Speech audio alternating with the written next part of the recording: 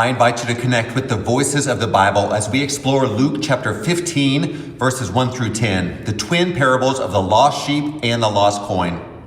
These two stories are among the most familiar in all of Scripture, and their placement in Luke's gospel is deliberately provocative. Jesus tells them in direct response to religious leaders who are grumbling that he welcomes sinners and eats with them. The parables aren't abstract teaching. They're a defense of a dinner table. Luke sets the scene with remarkable economy. Tax collectors and sinners are gathering around to listen to Jesus. The Pharisees and legal experts are watching from the edges, muttering their disapproval. Jesus doesn't argue with them. He doesn't cite legal precedents or debate purity codes. He tells stories. And the stories he chooses make a devastating point about who God is and what God values. The first story is about a shepherd who owns 100 sheep and loses one. Jesus asks the crowd a question. Wouldn't the shepherd leave the 99 in the pasture and search for the lost one until he finds it? The answer seems obvious, but it's actually quite radical. Leaving 99 unprotected sheep to find one is a significant risk. It's not efficient, it's not strategic. It's the behavior of someone who cannot bear to leave a single member of the flock behind. When the shepherd finds the sheep, notice what he does. He doesn't scold it or drive it back to the group. He places it on his shoulders, a posture of tenderness and strength, and carries it home. Then he throws a party. He gathers his friends and neighbors and says, "Celebrate with me because I found my lost sheep." The joy is communal. Finding what was lost demands celebration.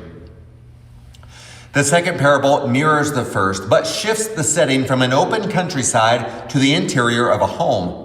A woman owns 10 silver coins and loses one. She lights a lamp, sweeps the house, and searches carefully until she finds it. Then she too gathers friends and neighbors to celebrate.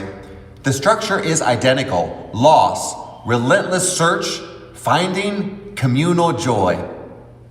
Two details in this second parable deserve attention. First, the woman doesn't passively wait for the coin to turn up. She lights a lamp.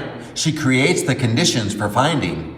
She sweeps the house. She actively works through every space until the coin is recovered. Second, the coin cannot find itself. Unlike the sheep, which at least wandered off on its own power, the coin is an inanimate object. It has no ability to return. The woman's search is entirely one-sided, entirely initiated by her. This is Luke's portrait of God, not a distant deity waiting for lost people to find their way back, but an active searcher who lights lamps and sweeps corners. Not a passive presence, but a relentless pursuer.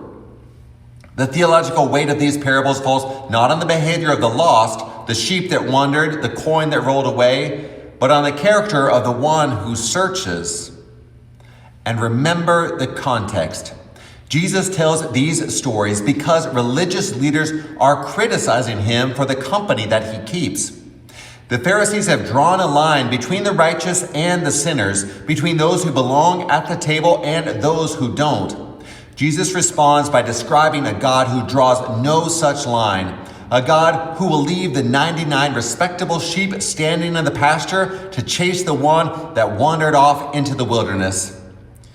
The parables aren't just teaching about God's love in general. They're a direct challenge to every system that decides who deserves to be found and who doesn't.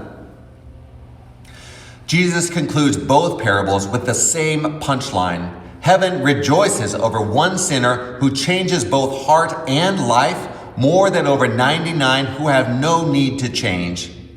This isn't a statement about the relative value of religious people. It's a window into the heart of God, where the recovery of what was lost triggers celebration that shakes the heavens. As you read Luke 15 this week, notice who is doing the finding. The shepherd searches, the woman searches, God searches. The lost are found not because they navigated their own way back, but because someone refused to stop looking. And notice what follows every finding. Not a lecture, not a probationary period, but a celebration. The response to recovery is joy, immediate, communal, overflowing joy. That's the heart of the God Jesus reveals in these parables.